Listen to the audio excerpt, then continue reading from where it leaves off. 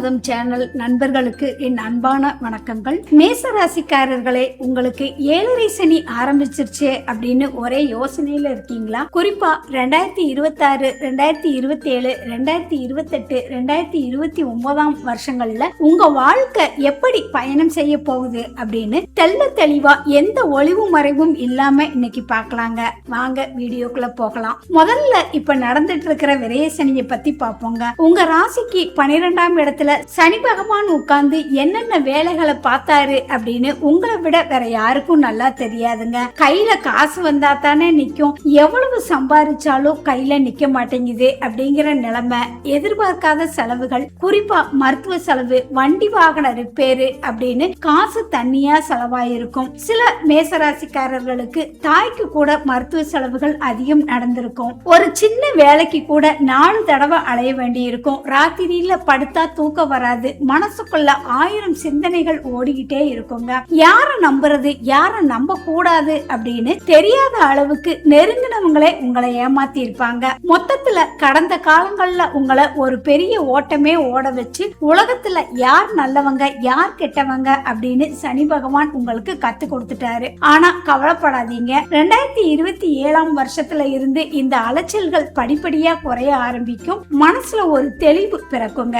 2027ல சனி பகவான் உங்க ராசிக்குள்ளேயே, அதாவது உங்க தலையிலேயே வந்து உட்கார போறாரு. இதுதான் ஜென்ம சனிங்க. ஜென்ம சனினா உடனே பயப்படணுமா அப்படின்னு கேட்டீங்கன்னா கண்டிப்பா கிடையாதுங்க. ஆனா ரொம்ப உஷாரா இருக்கணும். சனி உங்க ராசியில சந்திரன் மேல ஆதிக்கம் செலுத்துறாரு, அதாவது உங்க உடம்பு மேல ஆதிக்கம் செலுத்த போறாரு. அதனால உங்களுக்கு அசதி, உடல் சோர்வு வந்து போகுங்க. சின்னதா தலைவலி வந்தா கூட உடனே டாக்டரை பாத்துருங்க. உணவு கட்டுப்பாடும் உடற்பயிற்சியும் ரொம்பவே முக்கியங்க. மேசராசிக்காரர்களுக்கு இயல்பாகவே கோபம் அதிகமா இருக்கும். ஆனா இந்த 2027, 2028ஆம் ஆண்டுல நீங்க கப்புச்சுப்புன்னு அமைதியா இருக்க பழகிக்கணுங்க. கணவன் மனைவிக்குள்ள கொஞ்சம் கருத்து வேறுபாடுகள், சண்டைகள் ஏற்படலாம். வீண் விவாதங்கள்ல தலையிடக்கூடாதுங்க. நமக்கு ஏன் வம்பு அப்படின்னு போறதுதான் புத்திசாலித்தனங்க. அதே மாதிரி வேலை செய்யறவங்களுக்கு ஆபீஸ்ல வேலைப்பளு அதிகமா இருக்கும். நான் செஞ்ச வேலைக்கு அங்கீகாரம் கிடைக்கலையே அப்படிங்கிற ஒரு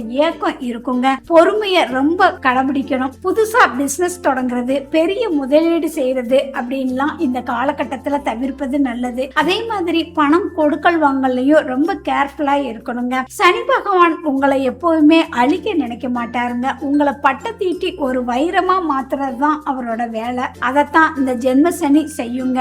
ஜென்ம சனியை தாண்டி 2029ஆம் வருஷத்துல சனி பகவான் உங்க ராசியை விட்டு விலகி 2ஆம் வீட்டுக்கு போக போறாரு. இதுக்கு பேரு தான் பாத சனி, அதாவது குடும்ப சனிங்க. அப்போ உங்க மேல இருந்த பெரிய பாரம் இறங்குன மாதிரி ஒரு ஃபீல் இருக்கும். தடைப்பட்ட காரியங்கள் நடக்க ஆரம்பிக்கும். பண வரவு சீராகும். ஆனா குடும்பத்துல சின்ன சின்ன வாக்குவாதங்கள் வந்து போகும். உங்களோட பேச்சை குறைச்சு செயல்ல கவனம் செலுத்தினீங்கன்னா 2029ஆம் வருஷம் உங்களுக்கு சூப்பரான வருஷமா அமையுங்க. சுருக்கமா சொல்லணும் அப்படின்னா 7.5 சனி உங்களை கஷ்டப்படுத்த வரலங்க, உங்களை பக்குவப்படுத்த வந்திருக்கிறாரு. சனிக்கிழமைகள்ல ஆஞ்சநேயர் வழிபாடு செய்யறதும், மாற்றுத்திறனாளிகள் அல்லது வாயில்லா ஜீவன்களுக்கு உங்களால முடிஞ்ச உணவை வாங்கி கொடுக்கறதும் சனியின் தாக்கத்தை ரொம்பவே குறைக்குங்க.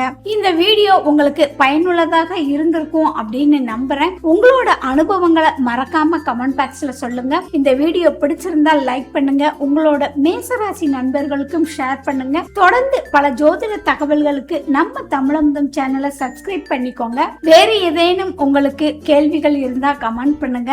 நன்றி, வணக்கம்.